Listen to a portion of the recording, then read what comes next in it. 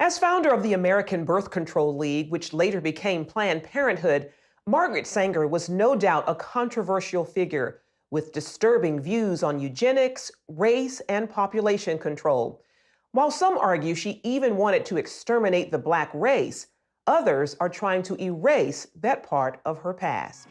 The Mike Wallace Interview. In the eyes of some, Margaret Sanger has been a heroine. In the eyes of others, she's been a destructive force.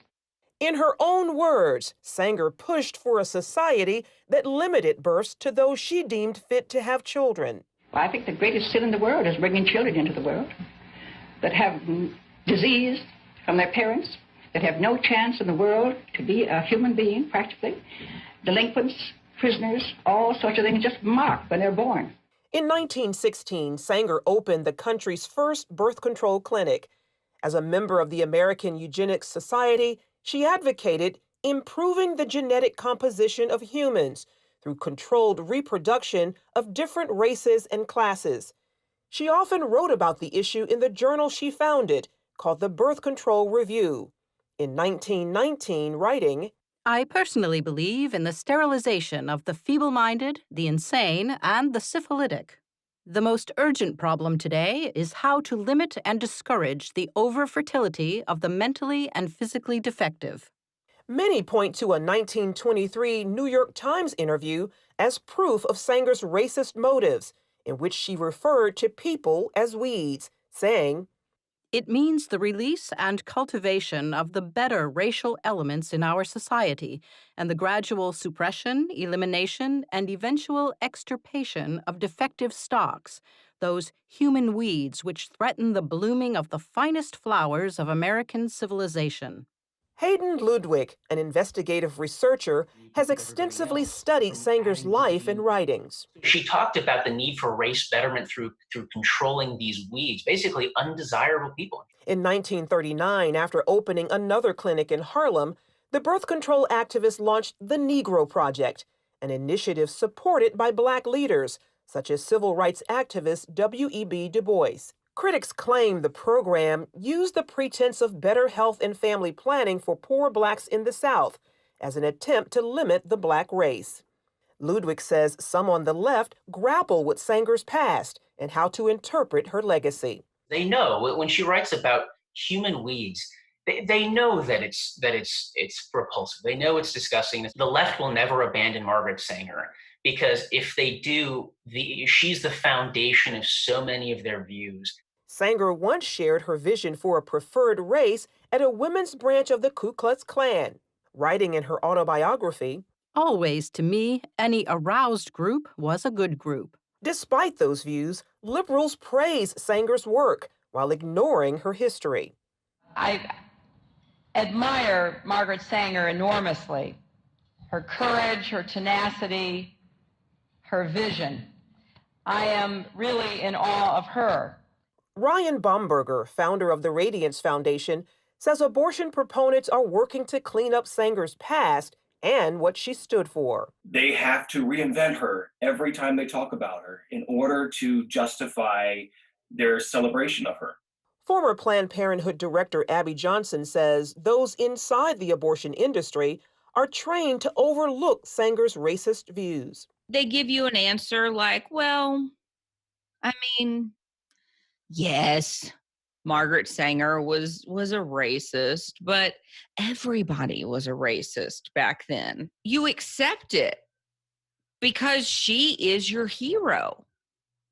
And she has to be your hero. You cannot question Planned Parenthood. In 1997, Stephen Mosher of the Population Research Institute wrote about the push to repackage Margaret Sanger in the Wall Street Journal. The reason I call it the repackaging of Margaret Sanger is because after the Nazi regime destroyed the legitimacy of eugenics forever, they then went back and said, oh, she was just an early feminist. She was just an early supporter of family planning. No, she wasn't. Now, she was a supporter of giving IQ tests to people. She was in favor of using those IQ tests to determine who should be sterilized and who should have children. In a response titled The Demonization of Margaret Sanger, Alexander Sanger, her grandson and president of Planned Parenthood at the time, called Mosher's editorial unfair. In the same piece, Esther Katz, director of NYU's Margaret Sanger Papers Project, claimed evidence revealing Sanger did not rationalize her support for birth control on racist grounds, that she never advocated genocidal policies aimed at racial, ethnic, or religious groups, and that she, in fact, believed access to birth control would benefit, not eliminate minority populations. Dr. Katz turned down our request for an interview, although in this article, the editor as public authority interpreting Margaret Sanger, she wrote, by our current highly sensitized standards, some of her attitudes and statements can be construed as racist, elitist, ethnocentric, and not politically correct. In 1942, Margaret Sanger's American Birth Control League became Planned Parenthood, which has moved to fulfill its founders' goals, helped greatly by the Supreme Court decision in Roe v. Wade. Under the veil of secrecy and deception, 60+ million babies have not been born because they were aborted legally since '73. 1/3 of that population belong to the African American community. A frightening and telling number given blacks make up only 13% of the U.S. population. Dan Gaynor of the Media Research Center says that Sanger's true mission remains alive and well throughout today's abortion industry. Look at the maps. See where the abortion facilities are. They are near places where people are marginalized, people are poor, people are minority, and that's their target market. Generation after generation, we have built a better world for our daughters. Because of allies in the media and academia, Gaynor also points out how speech from conservatives and others about Sanger's past, Planned Parenthood practices, and abortion is often classified as hate speech. There is nothing as close to a sacrament in the media as abortion. It is a holy writ that abortion is protected. And anybody who comes out against it, any organization, any business, anybody, the media swarm. So does social media. Facebook's new oversight board, and this is really concerning, has 4 co-chairs. And they're going to be the appeals board for content. Well, one of the 4 oversight board is on the board of an pro-abortion group. There's no pro-lifers. They're not there. The problem also exists on many college campuses. I remember at Harvard, they laughed when I was talking about the history of eugenics. And they said, that doesn't matter. Planned Parenthood is not like it was during Margaret Sanger's days. Those who oppose her views say not true and are committed to exposing her past for future generations. Charlene Aaron, CBN News. Well, keep in mind this is a serious matter. You're trying to revise history to suit a political agenda and suit a political argument. The source of that story, curiously, is a group called NewsGuard, and they're self-appointed watchdogs of news organizations, and obviously coming from the left. CBN News had published a series of articles on Alveda King and had quoted her accurately, saying that Margaret Sanger thought that black people were human weeds. Well, he came at us for that and saying you can't quote her accurately. You always have to put a disclaimer that there's no evidence that Margaret Sanger ever used the term human weeds. And he, in turn, quoted Esther Katz, who said that she had reviewed all of Margaret Sanger's papers and couldn't find any evidence that she ever used the term human weeds. Well, she knows full well about that New York Times article, and what she was saying is, well, within her papers, it's not there. But within the public record, it is there. And so there's a conscious effort to rewrite history and declare her as some kind of hero that we should all look up to and ignore the root of Planned Parenthood, which is quite clearly eugenics. Now, you go back to the title of that New York Times article, and it says, "Creating a Race of Thoroughbreds." So it's selective breeding. That's what this is all about. And within that selective breeding, you have to breed out what you think is undesirable. Well, in today's world, that is morally reprehensible. And you can't change that history, and you shouldn't even try to change that history. I don't understand this, but here at CBN News, we want to set the record straight. Here's what Margaret Sanger really believed. It's interesting because it is very much like Hitler and the move against the Jews. Well, eugenics was at the core of Hitler. Exactly. And we all recognize how reprehensible that was, but because this has political attachments to it for other issues, other things, including this issue.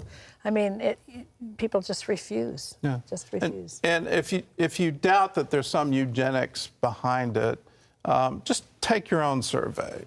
In my hometown, when you go out and look for the Planned Parenthood, you have to drive to certain neighborhoods to find those clinics. There's a reason that they place them geographically there, so that they're in walking distance. Do that same test in your hometown, and then take a look at, well, where do they geographically locate these clinics? And then you've got to start asking the question, why?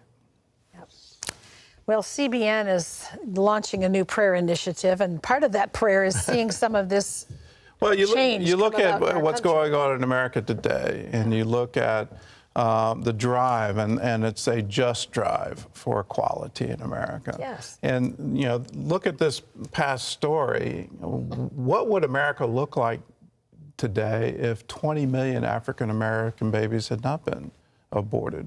Well, how far along would we be to racial equality? We've got COVID-19. There are locust swarms. There are hurricanes that are being threatened. Our economy's in shambles. We're so politically divided, we can't even talk to each other. Let me underline that one. We can't have a conversation. We have to shout at one another. And we have to try to outshout one another. We need to pray. We need to have God come in and bring peace. So we have a prayer initiative, and we're asking you to join us. All we're asking is, will you stand one time a day and pray for your home, pray for your neighborhood, pray for your nation? You can do that in total isolation. You can stand in a closet in your house. You can stand in your driveway. You can stand on your front porch, your back porch. You can stand in any room you want to. You can walk your neighborhood and stand there. You pick the place, but we're asking you to commit to pray daily. Pray for unity, pray for America, pray for the world. So, as a 700 Club interactive viewer, you may have already received a mailing inviting you to join with us. And so, all you have to do is mail in your response, or if you didn't get the mailing, call us, 1-800-700-7000, or you can go to our website, cbn.com/standandpray. Or you can even text us, pray, text that word pray to 71777. And you'll be community. Well, we've got a wonderful world, a map of America showing all the different states and how many people have registered to pray. And we want to show we're praying. Let's show that we're standing, we're declaring the goodness, the promises of God. We also have a free prayer card for you. You can place on a doorway or a window just to remind you to please pray, please stand and pray.